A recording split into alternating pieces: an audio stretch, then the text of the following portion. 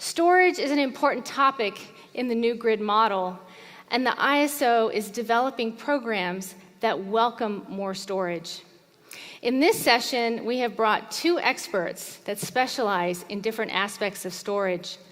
Professor Yet-Ming Chiang. He comes to us from MIT. He is a materials science engineer specialist. And then we have Yayoi Sekine. She is from Bloomberg New Energy Finance. She leads the coverage of energy storage across America. Now that's a dynamic duo, everyone. Please give both our speakers a round of applause. They are going to educate us on storage technology and the economic forces at play. Phil Pettingill, to my left, is our very own Director of Regional Integration for the ISO. He will join in the conversation and help in terms of maybe asking some questions of Professor and Yayoi. Phil, I'm going to let you take it away. All right. Thank you, Joanne. Good afternoon, everybody. We've got a really exciting opportunity this afternoon. We're going to take you through a conversation about what is happening with storage. And I had a chance to talk with a number of you during the lunch hour, and I can share with you that many of the questions you were asking and interested in, I think we're going to be able to talk about this afternoon. So our plan is to walk you through three distinctive elements, if you will, of the discussion. We're going to talk, first of all, about trends, what's happening with storage. Then we'll move on to technologies. Now, I want to give you a fair warning. This might get a little deep in the science, but I'm confident our team here can take us through that. So technology is going to be where we're going to explore what's really happening now and potentially in the future. And then we're going to move to the economics, because ultimately, I think we all understand it's the economics that are actually going to drive how much storage we get, the different technologies, and how we'll use those technologies. So after our guests walk through the presentation, then what I'll do is engage them in a few questions to try to probe a little bit deeper and just make sure we're really understanding the material that you're going to hear today. So with that, let me turn it over to Yayoi and Yet-Ming, and let's get started. All right. Yeah, thank you. Good afternoon, everyone. It's great to be here. Thank you for the Kyocera team for having us. I am very humbled to be next to Professor Yet-Ming talking about energy storage, someone who has actually been pioneering in a lot of the actual research on what actually makes energy storage work. So let's kick it off. And as Phil was saying, let's start with the trends. Where are we and where are we going? This is where we are now. This is a snapshot of the US power generation mix. There's about 1,200 gigawatts of installed storage capacity. This is kind of a neat way of visualizing what that generation capacity mix looks like. There is all these bubbles. The bubble size represents the capacity, respective capacity across different technologies.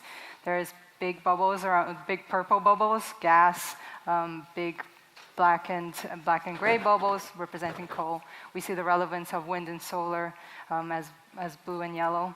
And you also see their storage, which is a relatively small bubble. The majority of that storage, that kind of light purple, is in the form of pumped hydro storage in the US. There's about 22 gigawatts of storage there. Where we spend a lot of our time and where we're going to actually spend most of our time discussing today is the very small dot within that bubble, which is about maybe a little bit more than 1 gigawatt of installed battery capacity today in the US grid. So it's a very small percentage. It's about 0.1% of our grid today. And I guess we're not here to discuss how small that bubble is. We want to discuss how big that bubble might become over time. And in terms of the trends and where we expect things to go, this is, I guess, a simple visualization of, I guess, a snapshot of where we expect the power generation mix in terms of install capacity to go, I guess, historically from 2012 through to 2050. And I guess the 2050 scenario is very, I guess, far in the future, many decades away. Some things to spot out is, well, we see already this transition from coal into gas, so the relevance of coal really diminishing over time. Gas, of course, will continue to be a significant fuel. This is probably another US story, as California is now committed to going to 100% clean energy by 2045. And I think the main story here around where the future is for energy storage is around the yellow, the blue, and increasingly the pink in this chart, which is wind, solar, becoming much more relevant in the power mix. And batteries by then will represent about 5% of our total power mix. I think there's a lot of upside potential there, but in terms of the daily balancing of our system needs, that's probably where we're going to see batteries. There's a lot of, I think, there is a lot of uncertainty around the other pink technologies, which is other flexible technologies, on how you think about meeting long-term supply and demand when you have such a renewable mix. So I think the grid is changing. There's actually a lot of analysis at the back of this chart in terms of understanding power, understanding demand and supply dynamics, costs across different technologies, and how we expect them to change. But this is, I guess, where things could go, and why we think storage is such an important part of that mix. So that's it on Yet-Ming. Thank you. So first, I'm really pleased to be here in Sacramento. I want you to know that I'm missing a class in order to be here. And so I have to make up this class when I go back. And the rule is if I miss a class, I have to buy them pizza. So my class has pizza coming later this week. Right? People have been asking me recently, what do you think about this IPCC report? And I'm one of the true believers. I'm already 100% in. And so what does this say? Well, it really just reinforces that the speed with which we need to execute. As you'll see later in some of the topics we talk about related to technology, I think it's more important than ever to look at technologies that we can really scale quickly because time is of the essence. Right? And I'm on the East Coast, and believe it or not, to this audience, there's some folks in Boston on the East Coast who have not heard about SB 100. And so, what's the impact of that? Of course, that's going to just give a further boost to the importance of storage. Right? And so, this is clearly going to set a new trend in storage, and I believe in some of the new technologies that will come along. In addition to the growth of lithium-ion. I think that with that, we're going to transition now and start talking about some specifics related to technology. I'll hand it back to Yayoi. Yeah. I mean, there's just a lot to talk about technology. We're going to focus in one area and then transition to another. The first area is lithium-ion batteries. And I think in terms of historical trends, when we were looking at what is the historical demand for lithium-ion batteries, that has been primarily focused on consumer electronics. Beginning in the early 1990s, you saw camcorders, we saw the evolution of laptops, cell phones, iPhones. That has historically driven all of the demand for lithium-ion batteries and what we know as batteries that are powering our electronics. We're at a really important time in our history. This time is where we're actually experiencing this year the crossover of demand for lithium-ion batteries for electric vehicles actually surpassing the demand for lithium-ion batteries for consumer electronics. And this is really impressive because from now on, we're never really going to go back in time into a time where demand for batteries for consumer electronics will be bigger than for electric cars. And I think this is a really great time to be in the industry. This is why we're so excited about the industry, because we see so much transformation, as we saw in panels earlier today, just in terms of demand for batteries and what that can mean for the grid. And this is one place. When I spend the majority of my time looking at this line in this chart, it looks very much smaller in comparison. This is the demand for batteries if we were to assume all the stationary storage under our forecast was to be deploying lithium-ion batteries. It's about 22 times less than what we expect to see the demand for batteries in electric vehicles by 2030. There's really important implications on the technology side, which we'll talk about in a bit.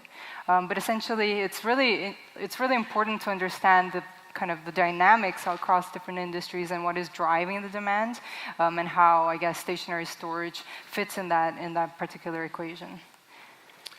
All right. So actually, let me just back up 1 second. So you might look at this set of curves and say, well, stationary storage doesn't look like that much. Right? But what I would like you to instead do is think about why our electric vehicles are undergoing that hockey stick upwards curvature now. Right?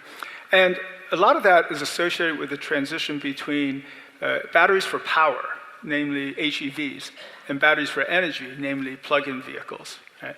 And for long-range plug-in vehicles, we simply need a lot more batteries. There are other associated factors, such as the scale of production as well, and of course, consumer adoption. But the question is not so much why in 2030 stationary storage is still where it is, but what happens then? You see an upturn turning, right? So when does the hockey stick occur for stationary storage? And will we have the capacity, the production capacity, to meet that rise? And what are the technologies we'll be using there? Right? So how much lithium-ion would we use by 2030 if that's what we stayed with? Right? And 2030 is only 12 years away, and so I think lithium-ion for grid storage remains the dominant technology. And this plot is a plot of the off-takers of wind and solar. Yellow is solar, blue is wind. And it's hard to read, but the top bar is Southern Cal Edison. I'm sure there are a number of people here from Southern Cal Edison. And so just a couple of weeks ago, in a news article, these numbers are presented, that by 2030, 9.6 gigawatts of storage, of energy storage, will need to be deployed. Well, let's assume that those are roughly 5-hour duration storage. Multiply that out, and we have just under 50 gigawatt hours of battery for one off-taker by 2030, roughly the annual production of 1 gigafactory. Right? So you look at this, and that's also about $10 billion, by the way. Right? You look at this and say, can we meet that kind of demand by 2030? And if you multiply it by, expand that across the US, it might go up by a factor of, let's say, 8. Right? And you might say, well, probably not in the US. We would not be able to meet that capacity, but considering all of the Asian suppliers that are coming into play, then maybe supplying lithium-ion for 2030 is not as critical an issue as we think, right? But this is in the absence of that hockey stick. So what happens after 2030? What happens by 2050, right? And how will we meet the storage demands at that point, right? So let me speak for a minute about what I feel is happening, which is a bifurcation between energy batteries for transportation and that for storage. Right now, it's all lithium-ion. Right? And people often ask me, what does the roadmap look like for transportation? Are we going to be using lithium-ion batteries in our EVs for the foreseeable future? Or is there something on the horizon? Well, this chart, there's a couple of charts here that show the roadmap, the technology roadmap for lithium-ion. And there's a lot of alphabet soup compounds in there that we don't need to get into.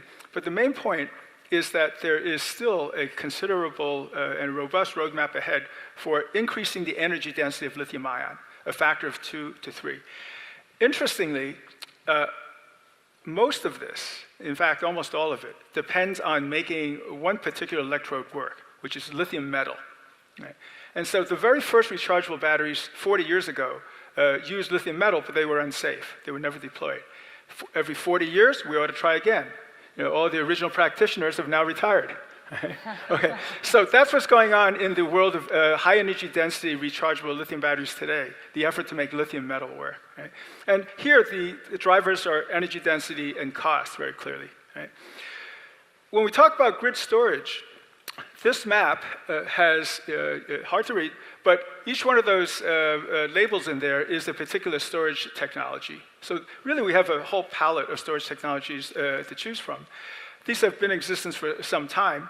But if you look at the last few years of deployment, I think in 2018 the number is greater than 98% of all grid storage deployed is lithium-ion. Right? So even with all of these options available to us, what's growing fastest is lithium-ion. And and that's largely driven by the cost down curve for lithium-ion. And so this leads us to the question of, what is there beyond lithium-ion? But first, before we get to that, I'd like to hand it back to Yayoi, who would talk about the future for lithium ion, which is still going to be the dominant technology for the next few years in grid storage. Right? Yeah, thank you. Yeah, I think it's kind of easy to oversee things that, I guess, as we were talking about earlier today, oversee the unknowns that we don't know. There are knowns that we do know, so I think that a lot of the new technologies talk about that. In terms of the unknowns that we do know, or the stuff that we do know in terms of the transformation within batteries between electric vehicles and stationary storage, we actually see a divergence, or expect to see more of a divergence between the technologies that we see in cars versus what we see in stationary storage applications, even within lithium-ion batteries. And so what you see here are, I guess, two different plots of charts. One is to the left, a significant transformation in the electric car industry, which is you see a 0% to about 50 to 60% of total demand for batteries by 2030 being represented by the red, which is NMC 811. So these are battery cathodes that have 8 times more nickel relative to manganese and cobalt. And this is, I guess, happening at a faster rate than I think we were anticipating 2 years ago. And the reason why companies are going to higher nickel content and reducing the amount of cobalt in the batteries is specifically to increase the energy density and decrease the cost and risks associated with the supply of cobalt in particular. About 60% of this cobalt production globally is, 60% of it is mined and produced in the Democratic Republic of the Congo. And so from a supply chain risk, you're trying to think of diversifying your battery and innovating battery technologies into new battery chemistries or adaptations of battery chemistries. This kind of transition isn't as dramatic in the utility scale energy storage or stationary energy storage applications because A, we probably don't need as much high energy density for utility scale applications or stationary applications because you don't need to pack as much juice in the same amount of space as you do for cars. We probably continue to see the relevance of a cathode chemistry LFP because those are safer in terms of operation. And so I guess you don't see as a dramatic shift in the technology front on that front, which really comes to make us think about, well, what is beyond lithium-ion? These are trends that we see within the lithium-ion space. And I guess on that front, I'm going to pass it back to Professor. Thank you, Yayoi. So you just heard about minerals, cobalt in particular. Over the last 3 years, the price of cobalt has roughly tripled, right, driven by lithium-ion technology. And so what are the other options? And this is a chemistry chart. This is the last 100 years of battery chemistry development. Right? What are the axes? So the vertical axis on a log scale is the cost of the chemicals that go into the battery, normalized by the amount of energy that they can store. Right? Horizontal axis is just time, 60 years. Everything over 100 years old is one of the horizontal lines. And so I call this the battery chemist plot of shame. On a log scale, over the last 60 years, we've been producing steadily more expensive battery chemistries. Right? And so given everything we've talked about, it's really time to reverse this trend. And so that's what I and many of my colleagues are now focused on. We started to recognize that developing more exotic, more complex compounds, very scientifically interesting, and give you higher energy density, for example, is probably not the solution to our storage problems. You see these green bubbles down here. Well, first, where's lithium-ion on this plot? Today's lithium-ion is roughly in that red circle. Right? And on a cost of chemistry basis, it's $25 to $100 a kilowatt hour, just for the energy storing materials that go into a battery. And we really need to drive this down by about a factor of 100. And we'll go into a little bit later why a factor of 100. But there are materials that we can use in batteries, and some of them we've actually even used before, but became uninteresting because we're focused on portable devices and electric vehicles.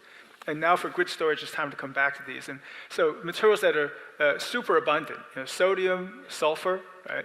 But not in a high temperature sodium sulfur battery necessarily, but in room temperature, ambient temperature batteries in a different kind of technology. Right? So why sulfur? Let me just dwell for a minute on that. Sulfur is one of my current favorites. Right? And you may know that pumped hydro, and Yayoi pointed out that pumped hydro is, 95% or more of the energy storage that we have in the world today. And here's one example, Ludington, Michigan. It's 15 gigawatt hours of storage. We now have a new unit called a Ludington. That's 15 gigawatt hours. Right? You can refer to Ludingtons of storage. But if you aggregate all of the pumped hydro storage in the world today, it's about 2 terawatt hours. Right? On the right is a stockpile of sulfur, the Berry gas plant. So it turns out that every fossil fuel that we refine today, whether it's natural gas, or whether it's petroleum, tar sands, it all has sulfur in it. What is sour crude? It's crude oil with a high sulfur content. Way back before OSHA, someone had to taste that, and they said it's sour. Right? Sour crude. Right? So all the sulfur gets refined, and that one stockpile of sulfur is 1.2 terawatt hours of storage, if it were turned into the type of battery that we're thinking about. Right? If you took today's global production, it's about 25 terawatt hours of storage, if we turned it all into storage. So it's going to be a long time before we run out of sulfur if we rely on that as a storage chemical. The reason sulfur is interesting chemically is because, well, aside from being widely abundant, it has the ability to store a lot of charge, has a lot of valence states, and that contributes to high charge storage. So we can dream of the day when we run short on sulfur for our sulfur batteries. Right? Okay, let us now, I think we're going to now turn to economics, right? And let me pass. Yeah, I just wanted to chime in here and say, so this is a great background.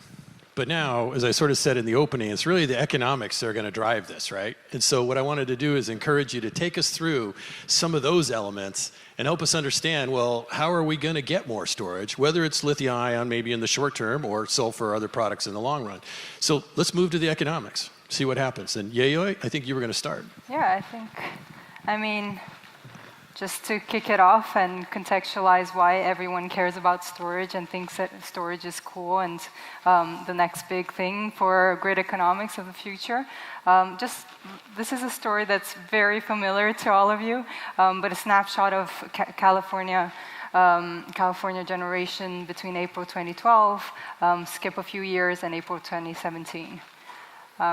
There are kind of three really obvious things that happened in this period. Number one is you see the egg yolk growing. That's the solar generation. Number two is the purple changes its relevance in the grid. So it kind of moves around to the yellow yolk. So that's the gas generation in the California grid. And then the third thing is the black line, which is the power prices. And just how dramatic things have changed over the course of few years. You just see just how much the power prices have increasingly reflected this fading value of solar, which is the more solar you add to the grid, the less you're actually generating, the less you're actually getting in return for the energy you're generating from that solar. On the other hand, you're actually seeing this massive power prices peaking in the evening hours, which is, I guess, the duck curve, very famous duck curve that all of you know very well. And your intuitive reaction to this is think, well, I'm obviously going to use a battery to charge my battery, to charge during the midday hours where solar is generated and dispatch it during the evening hours where there's this massive ramp. And this peak pricing reflects kind of the lack of flexibility in the current generation fleet. It's the cost it takes for gas power plants to actually ramp up to deliver during those peak times and when solar is fading. And so I'm going to do an economics 101, and if you graduate from this course, you can go to 201 and talk to me later in terms of what you can actually do with batteries and how you can actually make some money. But let's walk through this intuitive question of how you can actually make money from charging with solar during midday hours and dispatching during peak times. So this is the grid one day without any batteries. So you see there minimum price of around $20, a non-peak price of about $40. As you know, this is actually a lot more aggravated in certain seasons of the year. We see spreads of between $60 to $80 easily in some days in California. But just to take this one example, if you were to add about 6 gigawatt hours to the California grid, what would this mix actually look like? Well, firstly, this is the arbitrage opportunity that you're trying to capitalize. But moving on to how would you actually operate your batteries to benefit from that arbitrage? Well, that's kind of the red little portions of the generation mix. In the second chart, you see that while you're charging during the midday hours, dispatching during the evening hours. And the first thing that happens there is once you have enough batteries in the grid, you're soaking up the solar, which is good for solar because you're actually adding demand for solar, for energy during solar hours. So that's number one. The second thing that happens is you're actually suppressing the peak hour pricing because you're delivering lower cost energy during those hours. So I think you're kind of already looking at this and thinking, wow, as soon as you start adding more batteries to the grid, you're actually doing exactly what happened to solar, which is you're suppressing the very economics of the systems that you're deploying for storage. And then there's another thing that happens, which is that you're actually also charging during the off-peak times before everyone's up in the morning. And so that's kind of how the battery dispatch actually looks over the course of 24 hours if you're delivering for the greatest value for energy arbitrage.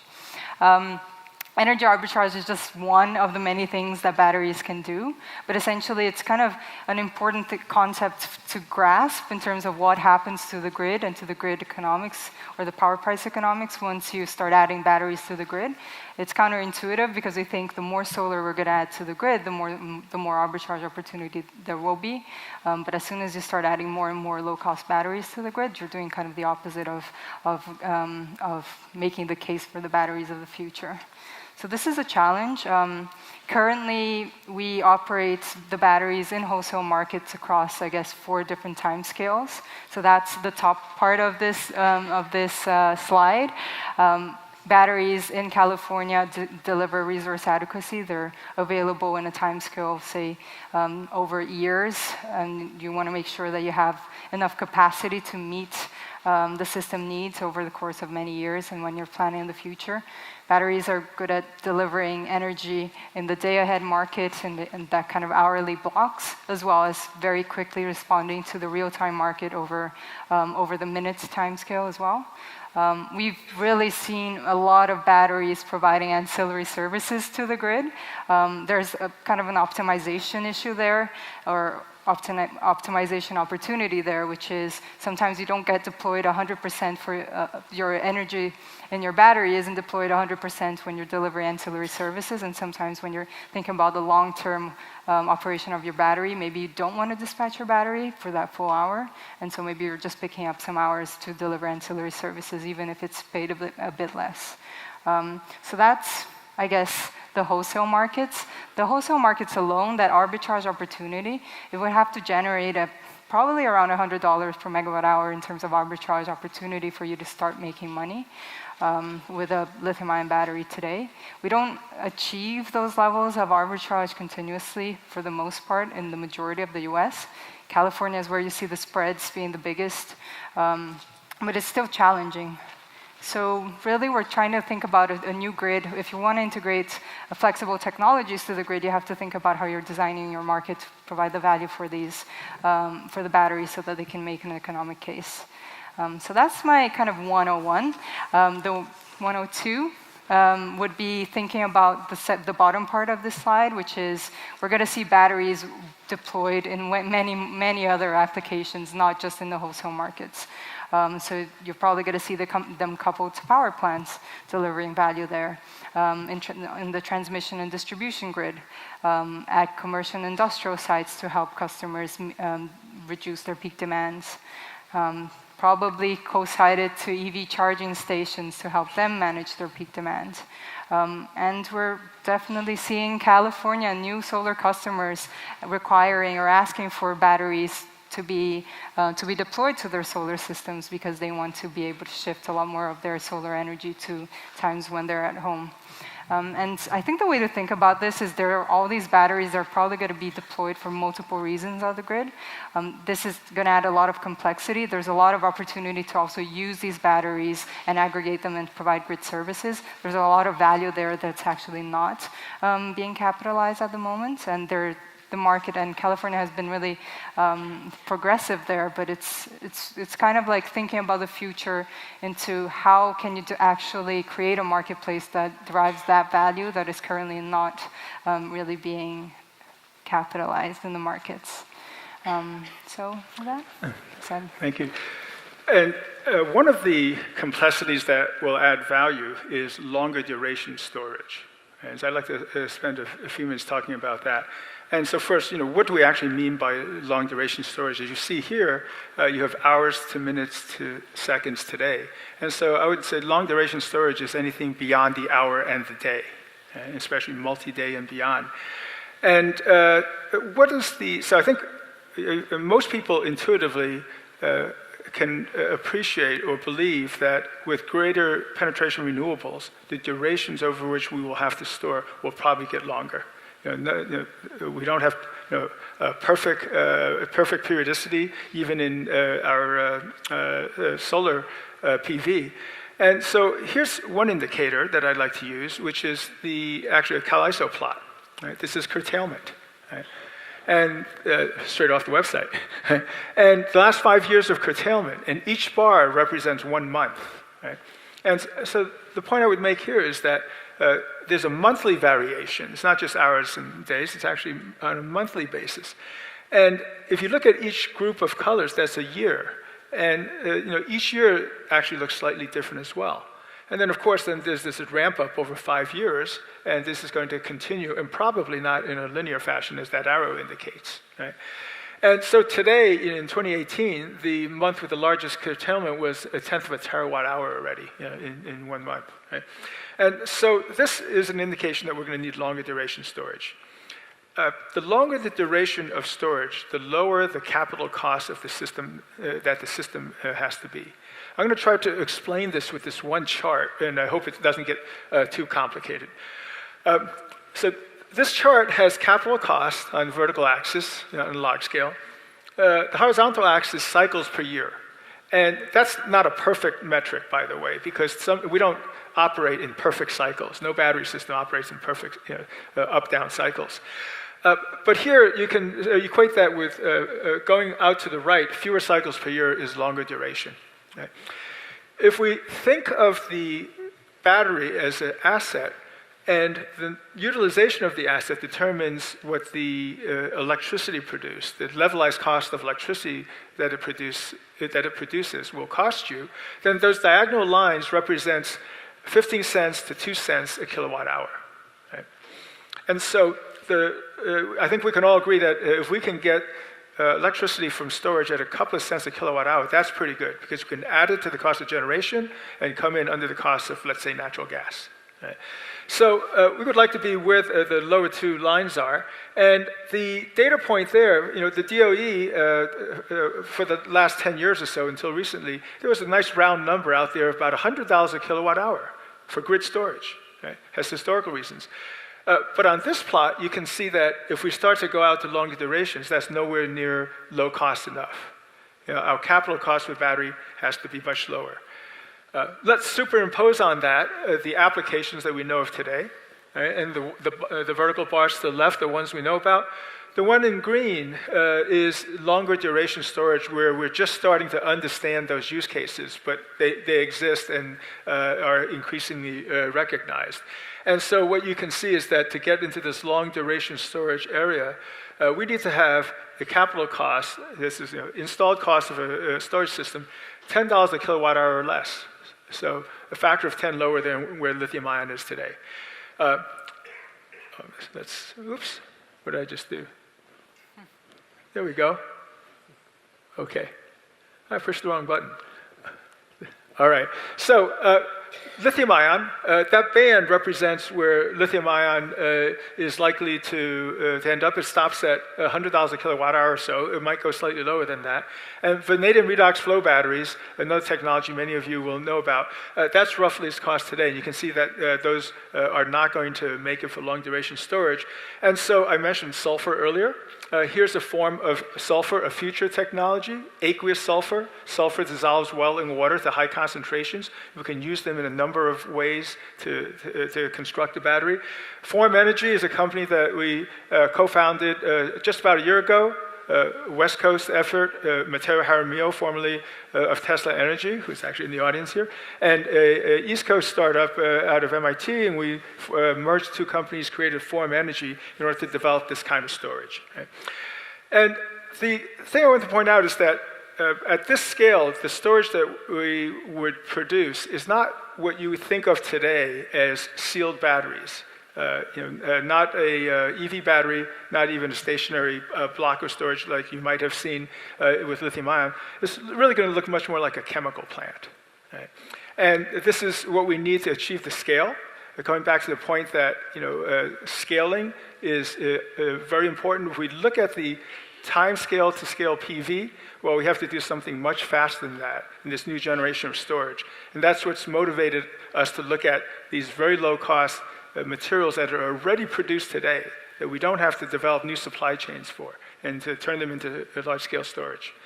Okay, I think with that, we will end up with our key takeaways, and let me pass it back over to Yayoi. Yeah, I guess from my end, there's a lot going on energy storage, but it's very clear that energy storage is essential for the clean energy future. And I think there's also a lot of complexity. I think everyone in this room who has looked at storage to any effect will understand that there's a lot of complexity, but there's a lot of value that you can derive from the future, from energy storage systems. I think with that, there is also a lot of opportunity to enable that value, which at the moment is not exactly there across most markets in the world. Yeah, to summarize, I would like to say that I think we are on the cusp of a very rapid growth in grid-scale storage for very similar reasons to what's happening in EVs. We're going to switch from power batteries to energy batteries, and that's going to lead to much greater demand for batteries. And they will have to be at much lower cost because it's long duration. And if I were to say that to you and not have any potential technological solution, you might be annoyed. But I would like to say is that I and others who now recognize that much lower cost storage will be necessary are starting to look at the chemistries that might get us there. And the periodic table is fairly limited, but it still has a number of very important options that we can choose from. All right, well, thank you. As I had a chance to talk to some folks in our audience about this presentation, I had a number of questions that were sort of asked. So I wanted to take this opportunity to just sort of follow up with you on some of these. So Yayoi, let me start with you. If we're going to see this rapid rise in lithium-ion batteries, right, and the uses for them, what do you see are the potential sort of ripple effects of that demand? For example, what are we going to see in regards to delivery shortages or those things? And then, of course, I think there's the big question that most of us are asking, with all of those batteries, what will now happen when they reach their end of use and now the disposal challenges? So maybe just pose to you the question, what about these kind of ripple effects? Right. There's definitely a lot of ripple effects to think about in terms of demand ramping up very rapidly. We do track individual manufacturing plants for lithium-ion batteries globally. We're talking about manufacturing capacity actually tripling over the next 5 years. Most of that is focused in the Chinese market within China. So in terms of manufacturing capacity, it's going to be there to meet the demand. There are some short-term challenges in terms of deliveries to certain orders. We've seen that with South Korea, for example. There's been a massive demand spike for batteries for stationary systems in South Korea because they have very generous incentives for stationary storage. And what has happened is, well, some of the big manufacturers like LG Chem and Samsung SDI might just be prioritizing those markets compared to the global markets with smaller orders. And so, well, people in the US might be looking for different suppliers to supply batteries for systems they're deploying here. So that's, I guess, a short-term thing. Over time, of course, you're going to find companies being creative in how to source batteries, battery manufacturing capacity ramping up. So that's kind of one thing. Over time, there's also the supply issue on the material side. We expect that to kind of be resolved as price signals kind of signify whether you have to invest in more mining capacity, and that kind of being passed on to investing in mining and production capacity that will meet the future supply.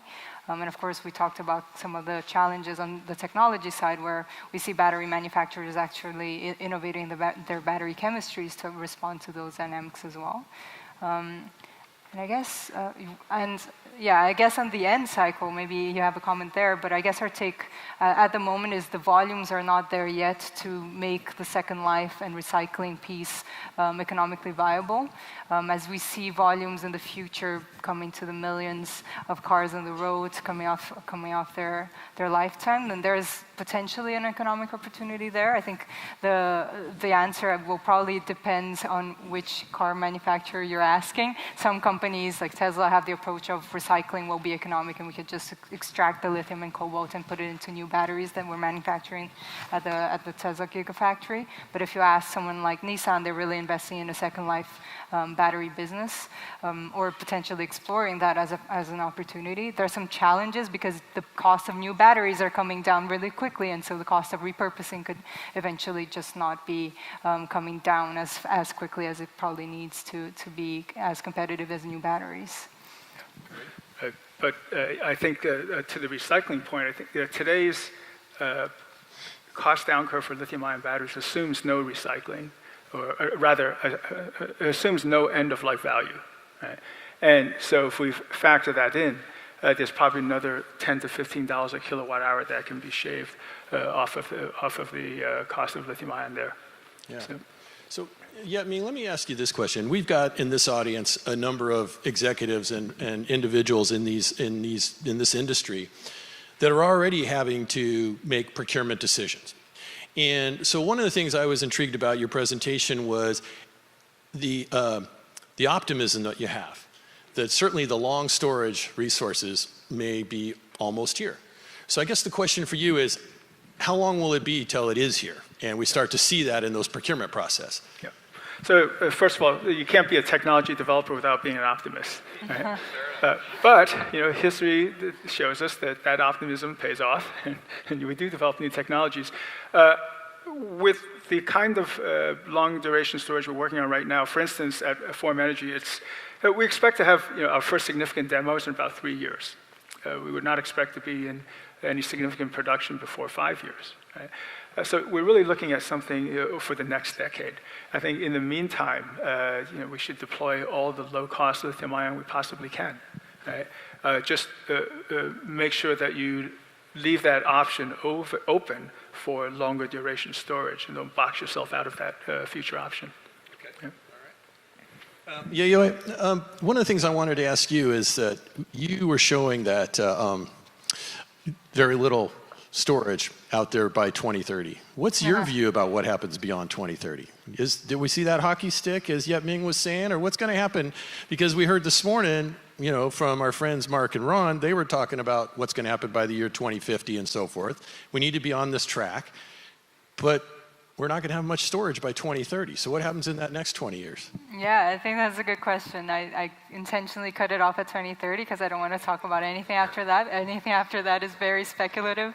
But actually, I guess you can go back to the fundamentals and look at kind of the economic drivers of what would be of what would drive future build for energy storage. And of course, because battery costs come down significantly, and I think the other thing is markets mature and create the regulatory opportunities, and hopefully the economics improved as that storage costs come down. The hockey stick the hockey stick starts happening after 2030.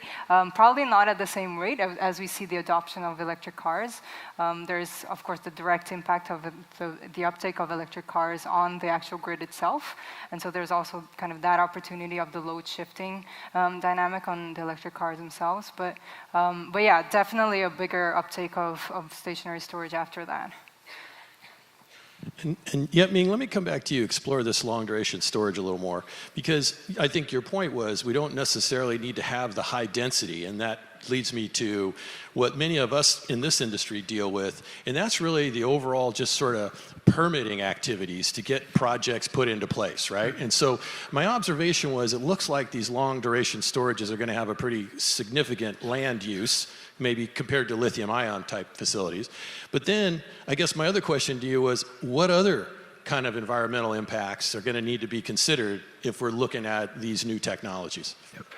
I may have misled a little bit with showing such a large sulfur stockpile. There's really a lot of storage there, right? So I would, let me kind of take a high-level view of this. When you look at energy density, right, there's nuclear, and then there's everything else. And so nuclear is 4 orders of magnitude above everything else. But when it comes to everything else, there's chemistry. And anything that's chemical is at least a factor of 100 above anything mechanical. And so even though we're talking about grid storage batteries that don't have the same need for energy density as a EV battery, any decent electrochemistry gives you much higher energy density than anything mechanical, such as compressed air or pumped hydro. But in specific numbers, if you were to look at, for example, a PV plant today in a good resource, with the same footprint, you could build enough of these long-duration batteries to store all that generation for an entire year. And you would, of course, never do that. But a small fraction of it would store for a month. And the land use for wind is, of course, even the megawatts per acre, let's say, is even lower density for wind. So there's going to be plenty of room below those solar panels, below the windmills, to accommodate this kind of storage. So it's really, electrochemical storage still is always at least a factor of 100 higher energy density than the mechanical forms. So do you see anything other than the land use piece? What about any other of the environmental impacts? I mean, you were talking about sulfur. Is there anything to be concerned about with sulfur or the other technologies? Yes. So, for instance, when we look at the chemistry, we have to be very careful that it stays alkaline to avoid H2S, which is a toxic gas that you would not want to release. But those are the chemical issues that you try to design in from the very beginning. I mean, to some extent, you help by taking these sulfur stockpiles, off, and making good use of them. But one of the reasons, so I didn't mention toxicity, but that's clearly another important criterion. We have to use in our storage systems things that are not, that have low toxicity. Sulfur is primarily the H2S formation. Yeah, I was just thinking about, I guess, the space, going back to the point on the space issue. There's a lot of sites, like power plant sites, that are probably going to be decommissioned over the coming decade. That would be a potential good use of land use for these new systems. So let me just ask you both one more question as we sort of wrap up here. As we move down this next path over these next few decades and headed towards the 2050 horizon, many folks in this audience are going to be faced with some pretty significant investment confronting them. They have to decide, do we sort of stick with today's technology, or do we actually start placing bets on some of the newer stuff? Well, I want to put you on the spot a little bit and ask each of you, if you had to place your biggest bet, where would you do it today if you're having to make that decision? Well, important disclaimer, as Bloomberg and EF, we're not allowed to give any sort of investment advice. So I will refrain. No, I'm kidding. In terms of where you would put your money today, you're really thinking about the technologies that work, and the risks that based on, I guess, data that's out there. Today, that investment is well, 99% in lithium-ion batteries. Now, if you're talking about the future, there is a lot of potential. I think from a marketplace perspective, if you're planning for 10 to 15 years from now as a utility or as a grid operator, you want to contract the technology that you know works today. And maybe that answer is different in the next 5 years. MIT allows me to give any investment advice I want. It's all free. And it's worth what you pay for it. But I agree. I really have all of the above approach to all this, and I think that the technology that works today and is dropping in cost is lithium-ion. We ought to deploy absolutely as much of it as we can. And new technologies have to be proven out. They have to go through stages of demonstration, especially with large-scale storage. Larger demos take longer to deploy and to prove out. Right? But we have to remain open to them, but should deploy absolutely as much as we can in the meantime. Well, let's give these folks a big hand, and thank you for coming to the symposium. Appreciate it. Thank you. Yeah.